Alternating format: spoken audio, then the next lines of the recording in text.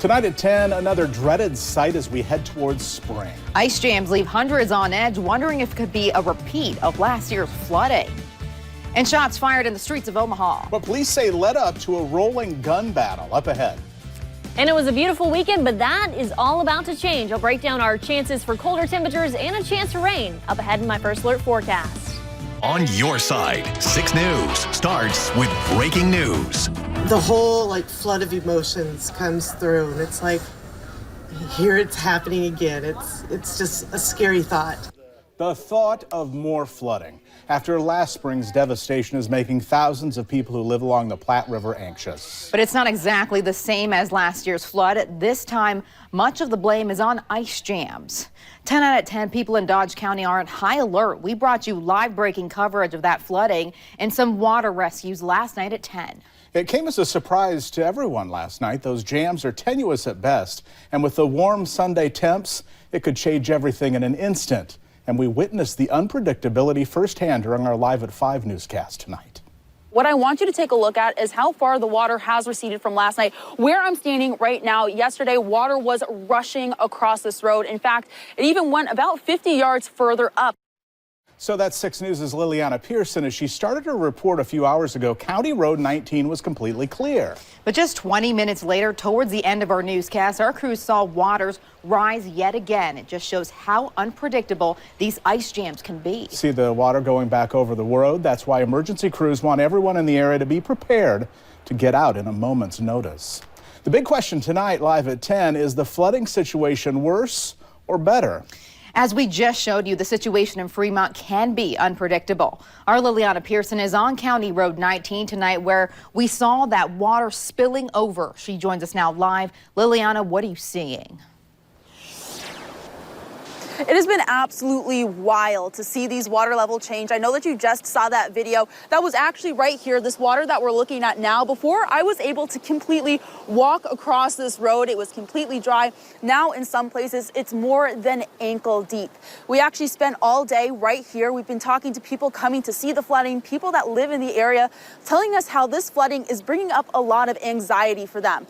But a lot of this anxiety and fear is actually causing them to act. You've met Inger Kindler before. It's happening again because it was so fresh in our mind. Saturday, she watched ice on the Platte River behind her house break up and rush downriver to form an ice jam. You just start shaking, and it's like praying, like, God, don't let this happen and be so bad like it was last year. The Heartland flood put her and her family out of their home for half a year. But like many others who enjoy river life, she's not letting flooding drive her away.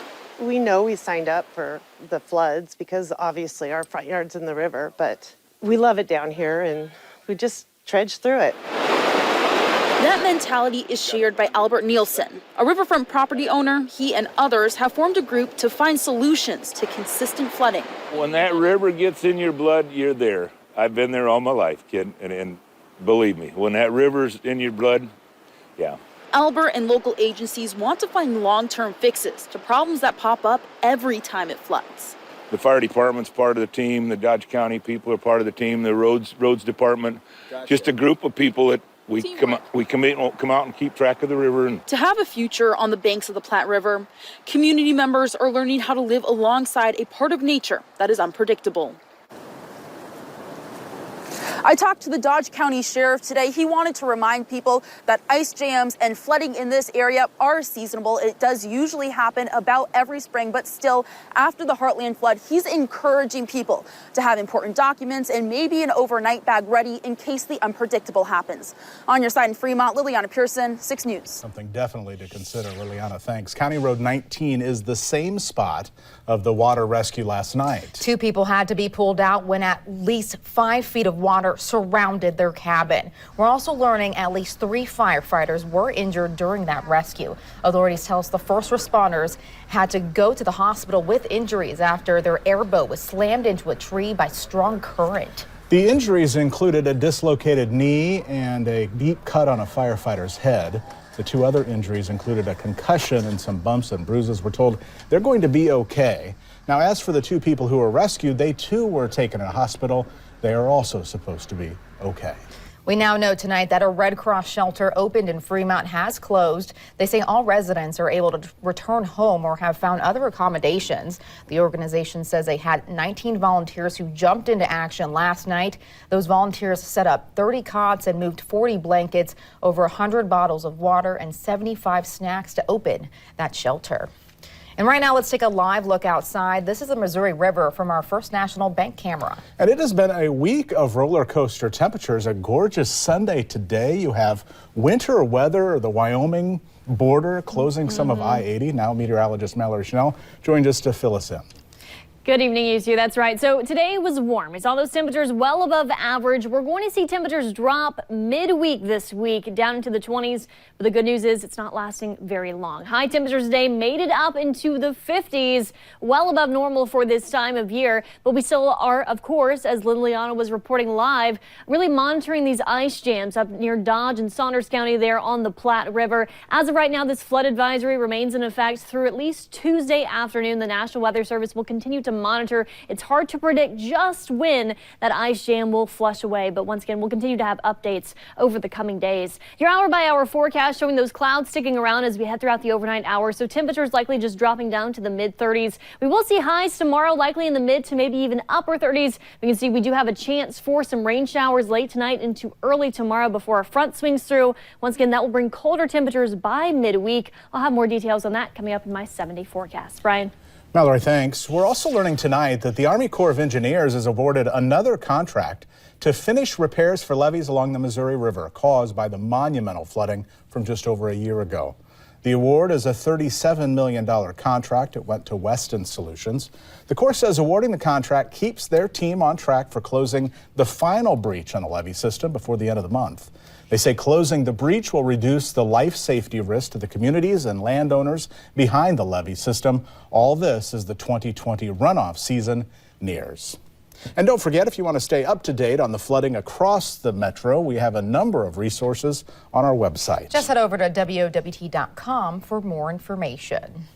Tonight, new at 10, we're learning one person has been injured during a robbery turned shooting earlier today. This all happened near 156 and Q Street this afternoon. Police say the victim tried to meet up with another person to try and sell some shoes. Police tell us the suspect then tried to rob the victim. That then turned into a rolling gun battle through the streets. Officers say they did locate that suspect, and so far they haven't identified him, and charges are still pending. We're told the victim is expected to live. Moving on to our Decision 2020 coverage, the leading presidential candidates will make their cases to America voters Wednesday in Las Vegas. Some of those who will be on the stage are attacking the candidate who is yet to be in a debate. Here's NBC News' Jennifer Johnson tonight. Just days away from Wednesday's debate, Democratic presidential candidates are wooing voters in Nevada. Early voting has begun ahead of Saturday's caucus, the next contest in the race for the White House. Frontrunners already taking aim at a man who hasn't qualified yet for the debate, former New York City Mayor Michael Bloomberg.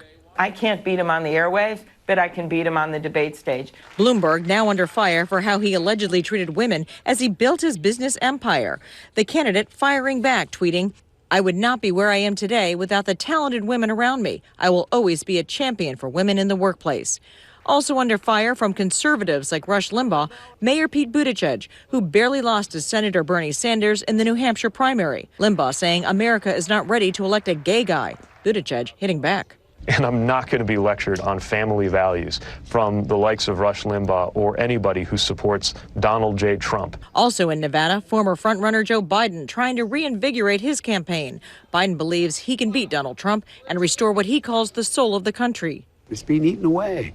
The cruelty, the viciousness, the way he pits people against one another. Senators Bernie Sanders and Elizabeth Warren are also courting voters. Sanders hoping for another strong showing. If we stand together, we can transform this country. These five ready to go at it Wednesday night. But Bloomberg isn't out yet. He has until Tuesday to meet the Democratic Party's criteria to qualify for the debate. Jennifer Johnson, NBC News, Washington. Meanwhile, President Trump made an appearance at the 62nd Daytona 500 today. It started with an Air Force flyover. After he landed, President Trump, along with First Lady Melania, climbed into his armored limo and took a lap with the motorcade. The 40-car field was behind him. Trump is only the fourth sitting president to be the Grand Marshal and utter the iconic phrase, "Gentlemen, start your engines." More than 1,100 former prosecutors and other Department of Justice officials are calling on Attorney General Bill Barr to resign. Former DOJ officials who served in Republican and Democratic administrations posted a statement today. Part of the statement said, quote, "Mr. Barr's actions in doing the president's personal bidding unfortunately speak louder than his words." Of course, those actions and the damage they've done to the Department of Justice's reputation for the integrity and rule of law require Mr. Barr to resign. This all comes after career prosecutors withdrew from the Roger Stone case after Barr overruled their sentencing. Vice President Pence's chief of staff said Sunday that Barr, quote, "does enjoy the support of Trump." Well, after the caucus debacle in Iowa earlier this month, Democrats in the Hawkeye State have just named a new state party chair. It all comes after former party chair Troy Price stepped down amid national backlash over the handling of those caucuses and how the first results didn't come up until the following afternoon. Bo Bowman shows us what's next, all new tonight. Thank you.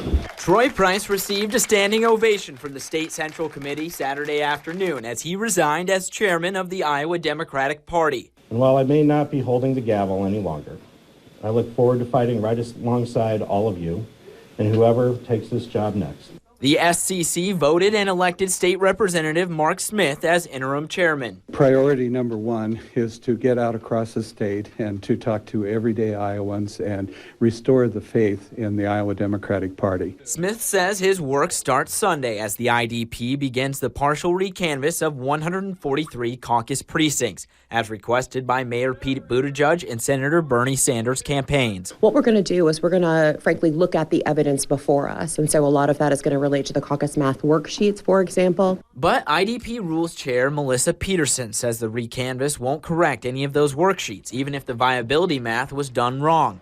If something like that happened, we can't go through and then reapportion how people would distribute themselves throughout the process of the caucus. Peterson said the recanvass will only take a look at the caucus math worksheets and the summary sheets related to delegates, but not the preference cards new to the caucus this election cycle.